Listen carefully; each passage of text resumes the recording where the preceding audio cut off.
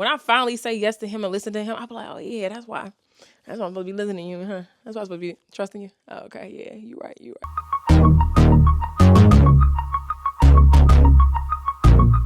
What's up, y'all? Welcome back for another episode of Succeeding in Singleness. My girl.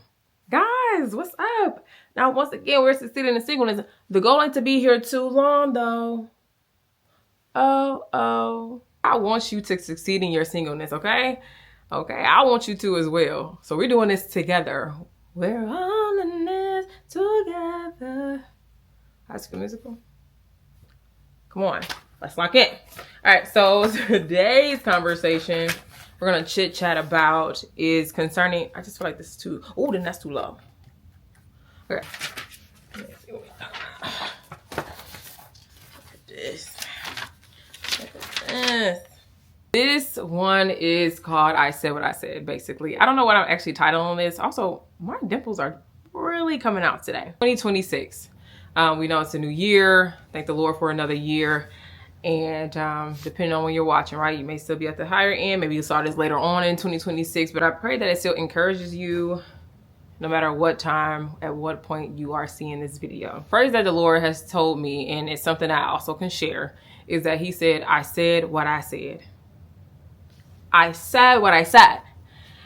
And to me, now we know that phrase from different TV shows or whatever like that, but really that's what he's trying to remind me in this. He has already spoke it.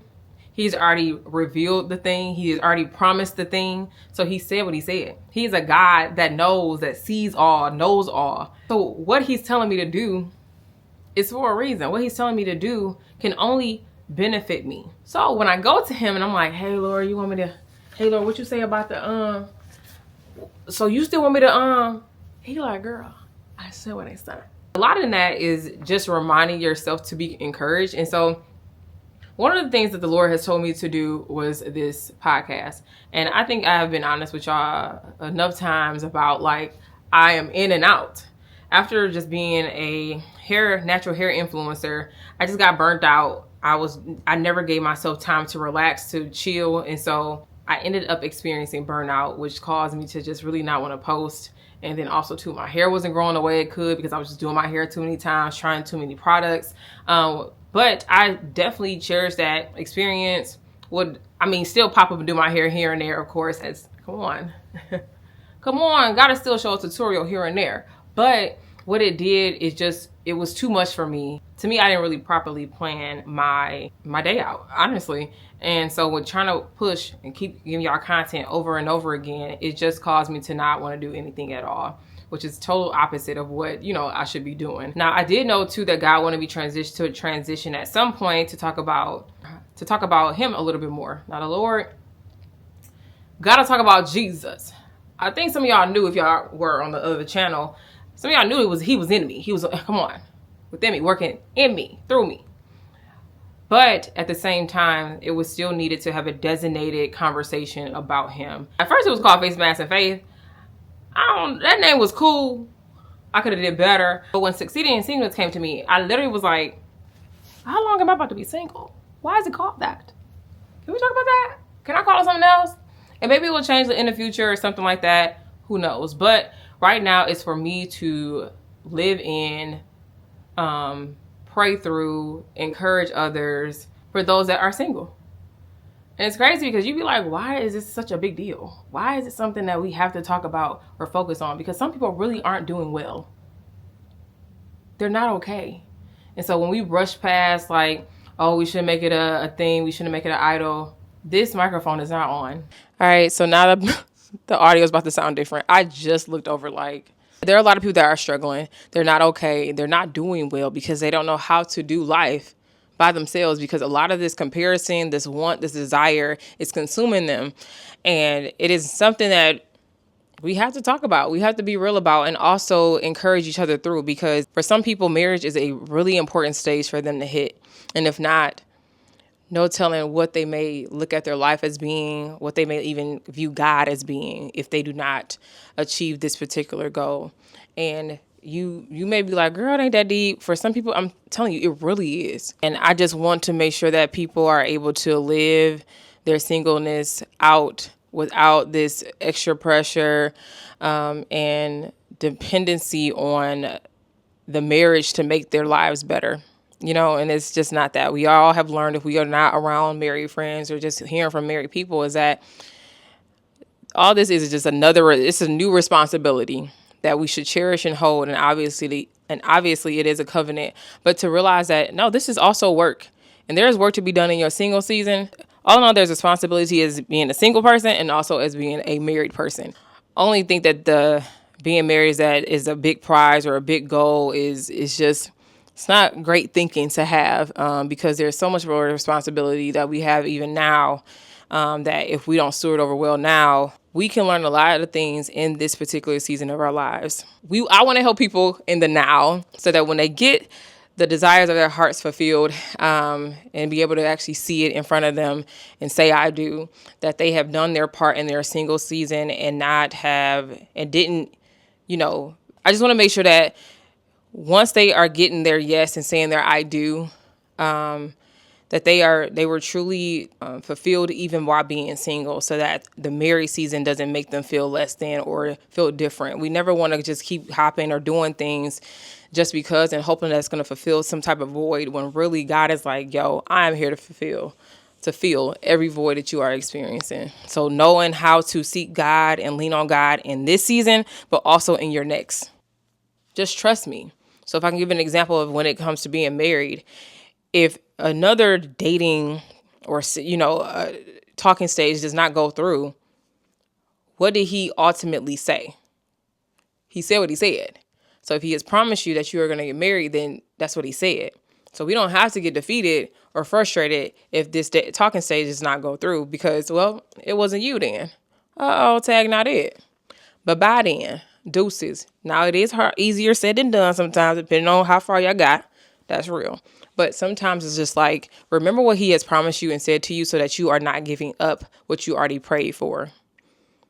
What you prayed for it for. We are literally able to cast every single care over to him. He's literally the person that we can trust. To not trust the creator is wild sometimes. You be like, you trust man, but not your creator? Man ain't had nothing to do with you, but God did. So I was also during service, my bishop said something, and it just reminded me of this particular conversation I knew I was going to have with you all. And some of the scriptures that he pulled out, I just deleted it by mistake. Please, not today. All right. One of the things that he talked about, Philippians 4, which I really should have had my Bible in front of me, but he talked about Philippians 4, which talks about, I know how to abase and abound, but knowing that, no matter what is going on, I know how to react in the moment. I know how to show up in that moment. I know what to think in that moment. How am I responding to the things that are happening around me that is totally opposite of what God has already promised me? How am I responding? And so once again, these are the things that he wants us to do after he has said what he said. Because as we're waiting on this promise, as we're going through the journeys, when they say, I walk through the valley of the shadow of death, I will feel no evil, for you are with me, your rod and your staff comfort me. Like, all these things matter. You have to listen to that, because we are going to have to still walk through some things so that we can still get to the promise. The Israelites walked through some things. Now, they was acting up. Some of them, only their kids got through. That's not good. That's a whole nother story. But even the Israelites got free. The Lord told them they was, look, land of milk and honey. They like, where? Huh? I'm tired. I'm this, I'm that. Complaining. I'm hungry. Like, okay. He showed up for them, like, because, different ways they had to show up for them in the Bible. My thing is, if he has promised you something, that is not the time to give up, give in, speak doubt over it, speak opposite of what he said, because all you're doing is voiding the exact thing that he promised you. The other thing he talked about was Luke 6:46, that you are saying that he's your Lord. I'm paraphrasing, but you're saying that he's your Lord, but you're not acting like it. Don't say I'm your Lord, but then you're not trusting me. You're not believing my word. You're not doing what I said for you to do. So how can you call me your Lord? And I was like, okay, not too much. Cause like a lot of things is like, Lord, I trust you with this. I give my finances over to you. But then you're stressing about the next bill. Now I ain't gonna act like it don't get tricky, right? Like if something gets tight or feels tight, you're like, okay, Lord, did you say it? Okay, you said it, but it ain't looking like it. Uh-oh. But that's where faith steps in, right? Faith is literally something that you cannot see. You are putting your hope, your trust, your confidence in the Lord. Like, okay, you said it. I'm supposed to believe it. I'm supposed to trust you in this. And that's what faith looks like. You do not see it at all. It literally will not make sense in front of you, which is why that is called faith, which is why it only can happen because of the Lord. And you will literally give him all the acknowledgement, praise, glory, and honor, because it was only by him and through him that this thing could happen. I'm trying to plan an event right now. I'm like, okay, if I carry the 1 minus the 2, where are the nice buildings here in Detroit, Metro Detroit area? Who am I going to have come out? What's the food going to be? All these different questions. But I'm like, Lord, I got to get this over to you.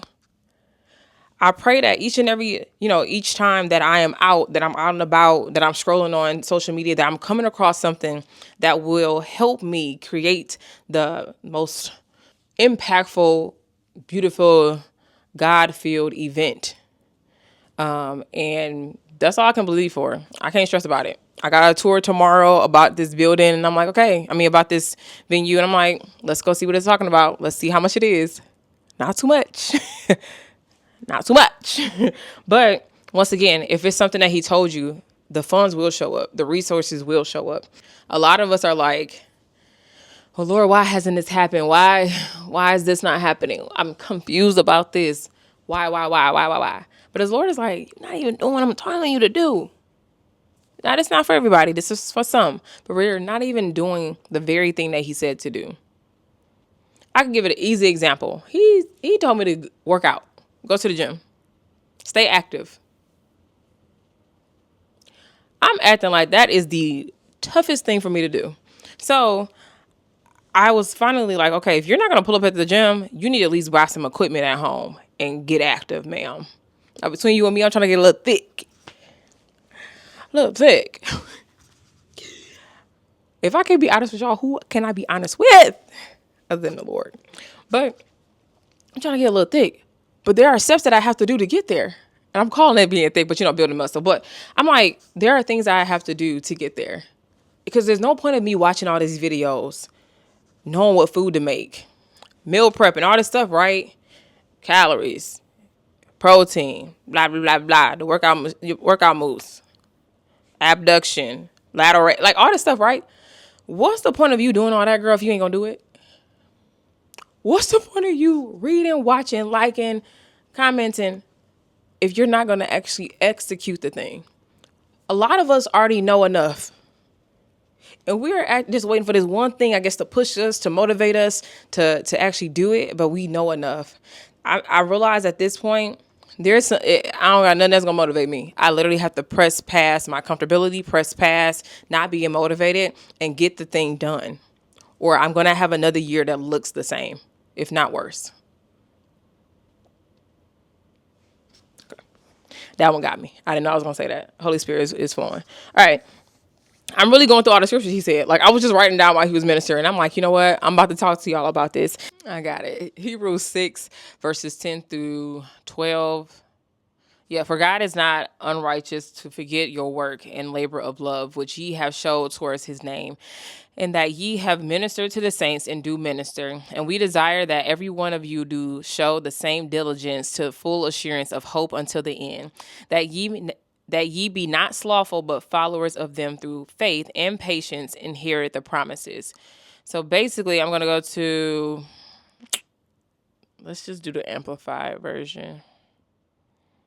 And it says, for God is not unjust so as to forget your work and the love which you have shown for his name in ministering the needs of the saints as you do. And we desire for each one of you to show the same diligence all the way through so as to realize and enjoy the full assurance of hope until the end, so that you will not be spiritually sluggish, but will be instead imitators of those who, through faith, lean on God with absolute trust and confidence in him and his power, and by patience, endurance, even when suffering, are now inheriting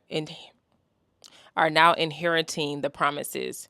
So basically trying to not, just reminding us to not get discouraged in all of this. Don't be so sluggish in your faith. Don't have your faith give up or give in on what's going on around you, but realizing that what you are doing, what you are experiencing, don't be lazy, okay, in what you're doing. When God has talked to you about something that I said what I said, do not be sluggish with it. Don't be slow with it. Be quick to do, prompt to do, givers. Amen to that. But prompt to do the thing that he has told you to do.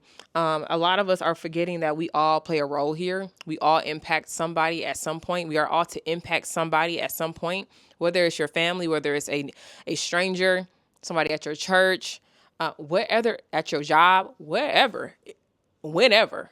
But we are all playing a role. And when you get sluggish or slow or frustrated or lazy when it comes to the things of what he's called you to do, the scripture is basically saying that you're not going to get those, inherit that promise.